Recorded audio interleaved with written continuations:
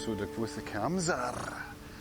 Yeah, I'm out with the dog, it's windy, in between heavy downpours today, so hopefully I'll stay dry, but I've got a busy heat, and I kind of want to get my thoughts out. It's the kind of busy heat that makes me think, maybe a wee joint, or some codeine, or some tramadol, or a pint. And the reason I'm thinking in those terms is because I've been reading articles about autism and addiction and alcoholism and ADHD and stimming, and just, it's overwhelming. What happened was I put out a post on Dear John, or Ask John. John Roderick does a podcast. He's one of my favourite philosophers and just people in general. He's been on many podcasts over the years that have helped me. He has discussions with Merlin Mann on Roderick on the Line. He used to have discussions with Dan Benjamin on road work. And he's now doing a Patreon thing where you sign up, pay a $5 a month, and you get access to his Patreon and his discourse chat, where you can go in and chat to other people who like his content, and also send him in letters, as he calls them. So I sent him a letter, because in his most recent episode of Roderick on the Line, he alluded to some of his pathologies, mental health issues, particularly ADHD and bipolar. He's also in recovery from alcoholism. He went through AA, same as me. So there's a lot there that makes him relatable. And the way that he spoke about it this week inspired me to write in a question, because what he was talking about was how the pathologies that he has, up until now, he's always seen them as things that hold him back, or things that have got in the way of his being successful. So I can relate to that. But then he went on to talk about how maybe, just maybe, he could look at these things as positive things that have led to his being the person that he is. And that's something I've been thinking about myself recently. And then given the fact that I'm ex-military, and what used to happen, what has happened a few times is that I've gone to reunions and I've met some of my former army colleagues who went on to have careers in the military, and I didn't, because I fell off a cliff before I'd even got out of training. And I had, at that time, enough of an inkling about the job that I was going to be doing, which was intelligence work, to be excited about it. And then when I got out of the training camp and my colleagues all went off to Loughborough to train for the actual trade that they would be doing, which they couldn't train for at the Apprentices College in Harrogate because it wasn't a secure enough unit. So they all went off to Loughborough. I went off to hospital for more treatments, pending discharge. So the military were taking care of me by, giving me the treatments and the surgeries, etc., of which there were many. And then my pals all went off to Loughborough to do their trade training, and I actually went to visit them while they were there. So, I got access to the camp, just to the NAFI bar, basically, and then we went out on the piss, as squaddies tend to do. I don't really remember that much about it, but, I would have been, 18 at the time? So, a lot of time has passed. But now, recently I went to see an old friend of mine that I had gone through the 2 years of army training with at Harrogate, and he's just come out as a warrant officer, and I got to meet some of the people that he's shared his career with, at different places in the world, and I've no idea what he did, because he's never going to tell me that, because it's intelligence work. But there was always a feeling of, oh God, the regret, the bitterness, the what ifs, I could have been a contender, all of that stuff, but I've made peace with that, and I've moved along to the place of gratitude where, I've got a family. That's the biggest thing ever. I'm in a very good relationship, long-term relationship with my wife. It's the best thing I ever did. I've got a postgraduate degree for whatever that's worth. Sure, I'm struggling now, but I'm sober. I've been sober since 2005. Imagine what the potential for finding sobriety would have been when training in theatres of conflict. Because I know a lot of the guys I went through training with have spent time in Iraq and Afghanistan and Bosnia and all these fun places, which part of me really wishes I had gone to, because that part of me will always be there. That part of me that wants to serve, that wants to do something meaningful. That will never go away, and I think that's the source of the bitterness. But on the other hand, I could be dead. So yeah, I've managed to move away from that. So that's where John's talking about looking at his pathologies as positive things that have led him to where he is now. I think for me, that comes from recognising the fact that I'm here, I'm sober, I'm married, I've got a lot going for me. It helps me to look at my regret and turn it around into gratitude. But the pathologies are still there. And when I sent in my letter to John, what I wanted to ask him was, I know that he's had diagnoses for his bipolar and for his ADHD. And I'm not speaking out of school here, because he puts this stuff out on Roderick on the Line. He talks about it publicly, so it's all good. Now, what I wanted to know was, did a diagnosis help him? Does he think that it would have been detrimental to him had he not sought a diagnosis? And the reason that I want to know that is because I'm wondering about myself. Is it going to be useful to be diagnosed with autism rather than just being convinced that I have it without a clinical diagnosis?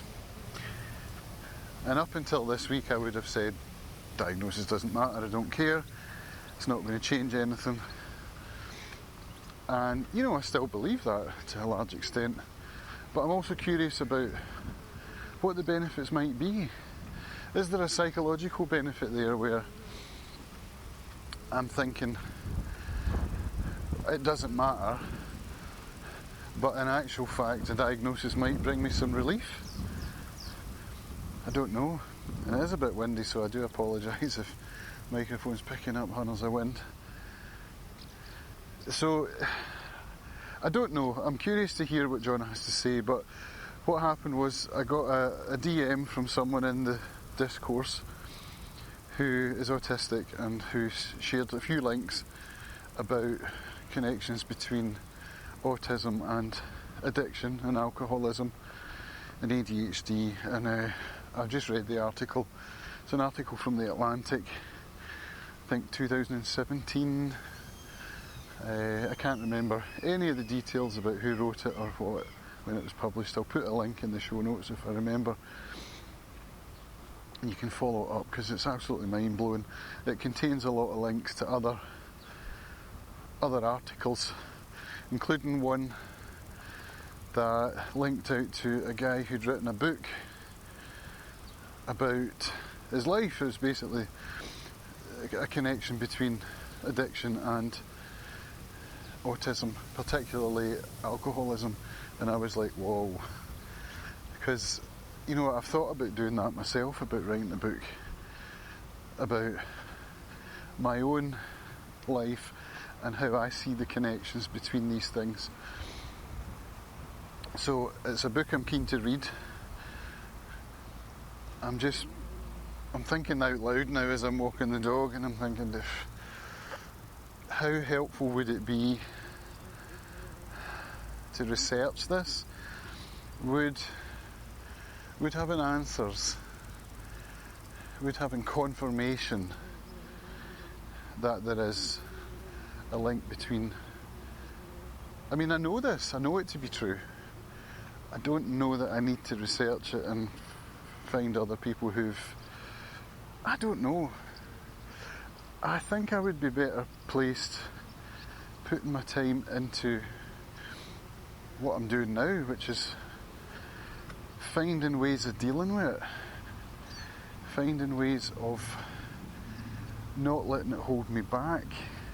But the one thing that has cropped up is the bipolar and the medication thing, because John Roderick does have medication for his bipolar, and I think that there's a good chance that it's bipolar that's holding me back, because I go through these phases of, hyperactivity. Let's take, for example, my Serenity channel on YouTube, where I'm going up the Hill of Beans and I'm filming every day. This is what happened in May. I was filming every day and it seemed like the most important thing in the world, and I was on top of it, and I was publishing and no one was watching, but that didn't matter. I was doing the thing that I had decided I was going to do, but I've stopped. It now seems like a big heavy lift to take my camera up a hill and leave it running while I walk, or right in the spot where I am now as I'm walking around the Field of Dreams. You can maybe even hear the running water. There's a wee bit just further on from where I'm standing now where there's access to the burn, where I could set up a camera on a tripod and a microphone and leave it running and get some nice ambient content of a part of Arran that I'm sure has never been filmed before, and put it out. And I get fired up when I see other people doing content like that, and I think, this guy's putting out the sound of rain for 5 hours and he's got 100,000 views. Why am I not doing that? I don't know. And there are times when it seems like the easiest thing in the world, like when I bought a clamp because I went out to record the rain and I couldn't figure out a way of attaching the umbrella to my tripod. So I went online and I found a small rig clamp that does the job perfectly. It was like 35 quid and we couldn't afford it, and I was like, well, I'm going to buy it because it's going to get me out there making content. Do you know how many times I've used it to film rain coming down? None. It's like, well, why would I want to go out in the rain and film? That's what my head's telling me now. So I think that's the bipolar thing.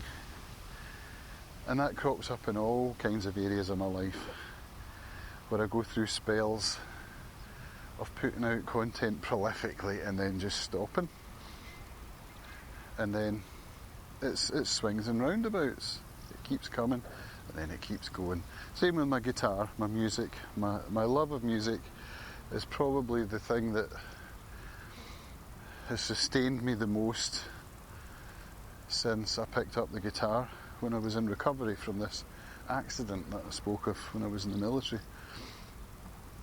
And I played guitar, and it was a kind of feeling where whether or not my day was a good day was determined by how many distractions had got in the way of playing guitar. So it was like if I had a whole day of playing, that was a good day. If I had stuff getting in the way, that was a crap day. And I was doing it, I was learning very quickly. I am quite musically talented, but I was putting in the woodshedding hours as well, and it was paying off. I was starting to become noticed. I built a guitar forum back in the days before social media. That got some traction. I was visiting different places. I even went for lessons with one of my my heroes, El McMean, visited his house in New Jersey and spent the weekend at his house and had guitar lessons from him. It was an amazing time. It was right about the time when I got sober for the first time, and that's when my musical progression was at its fastest. And now it's like, I'll go through maybe 1 or 2 week period of being excited about it, but then it goes away. And I used to beat myself up for that, because I know in my heart of hearts that music is everything to me, and I could see myself not progressing, and I would get angry at myself for that and wonder what was going on. That's the kind of area in my life where a diagnosis might help, where medication might help. So yeah, it's a bit of a quandary. I think what I'll do is I'll make an appointment with my GP and I'll see what the outlook is for a diagnosis with the NHS, because I'm not in a position to be able to afford to pay for a diagnosis. I even found a site that was linked from the book I spoke about there. The guy had written about addiction and alcoholism and autism. It was co-written with someone called Jess Hendricks with an X at the end of her name. And I looked her up. I looked the guy up and then I looked her up. They're both part of I don't know, is it a non-profit? Well, it can't be a non-profit because they're charging 750 quid for a non-clinical diagnosis. And I'm like, what good is that? I've already got a non-clinical diagnosis in my own head. You know what I mean? But it does talk a bit there about how there's a 2-year waiting list for the NHS. I don't know if that's true or not. Maybe that's an England thing, I don't know. But I think it's worthwhile at least making an appointment with my GP. Maybe seeing if I can get a referral to a clinical psychologist or something like that. And just seeing where it takes me, because I don't know, I'm at a stage of my life where I'm getting frustrated at my failures, at the fact that we're so skint and we're getting into difficult territory right now, mainly because of our daughter's being at Conservatoire in London. And of course we're going to do everything we can to support that, but she's just finished her first year of 4 and we've already had to take out a chunk of savings, and that's not going to last for much longer. And we've had all kinds of other bills coming in, including one from the fuckers in London, because we paid the wrong people when we went down in August, was it? July? Can't remember. For the ULEZ, because we got stung the last time we went down a year ago. We ended up with 3 penalty notices of, I think it was 70 quid each, because we didn't know any better. So this time I made sure we're going to pay that ULEZ before we get there. So I did, but it turns out I got scammed and paid a fishing site and I didn't pay London. And they sent us a penalty notice and we've appealed it, and they're like, no, you fucked up, you owe us the money, cough up. And I'm like, oh, it makes me so angry when our overdraft is through the roof and we did the right thing and we paid the bill and we got scammed, and Jesus Christ. If they would only have just allowed us to just pay what we should have paid, which was what, £12.50 or something, but no, they're giving us a penalty despite appealing it twice. So I just have to accept that, I think. But yeah, it's like frustration at my failures, frustration at how none of my ideas have led to any form of income, never mind sustainable income that is enough to support the family. I don't know, is a diagnosis going to help with any of that? Is medication what I need to get me to get through the troughs? of being creative and productive, etc. I don't know. At least I've got my pages thing going. That's one of the best things that I do. So I sit down every morning and write out my morning pages in fountain pen, which is a joy, and then publish them. And as I explore my thoughts that way, I think it's a really, really positive thing every day. And I share it because, I don't know, that helps me in some weird way, which is why I'm going to be sharing this conversation as well. It's not a conversation, it's a monologue. That's why I'm going to be sharing it, that's why I'm recording it, because that's how I figure things out in this crazy, crazy world. So, yeah, I think that'll do. I'm going to post some links in the description part of this. In fact, I'll probably go out in Substack where my morning pages goes, so you already know I'm a morning pages guy, because if you're getting this, then chances are you know. But no, it'll go out on Spotify as well, won't it? I'm still getting my head around how Substack works as a podcast platform. Thankfully it's free, so I've saved a few quid there, because I was paying. I went with transistor.fm for a while. That didn't. I can't afford to be paying hosting fees for something that isn't bringing anything in at the moment. I can't afford to be paying for much at the moment, so we're cutting back. I've dialed back on a lot of Substack subscriptions that I was paying for, but that's part of my campaign as well, to dial back on a lot of the culture war content that wasn't really serving me. So I've gained a big chunk of time there by not having to listen to every episode that goes out on Trigonometry or Public or the Free Press. So that's a good thing, isn't it? But that'll be me. So if you've got anything out of this, if you've got any feedback, I'd appreciate it. Human connection's important to me. I'm learning that as I get older. That's a big part of what's missing. I mean, I've got plenty of that going on in other areas of my life, but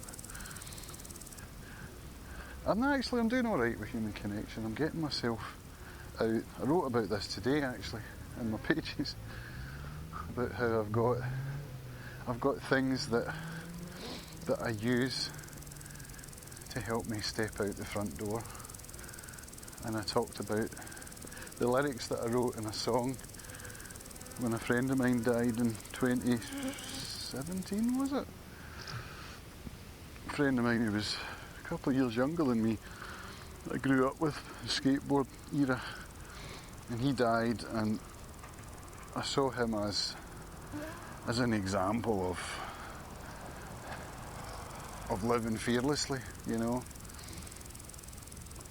And that's kind of what came up in my lyrics. So the song went, we should love a little, live a little harder, love a little more, fear a little less, to step out the front door.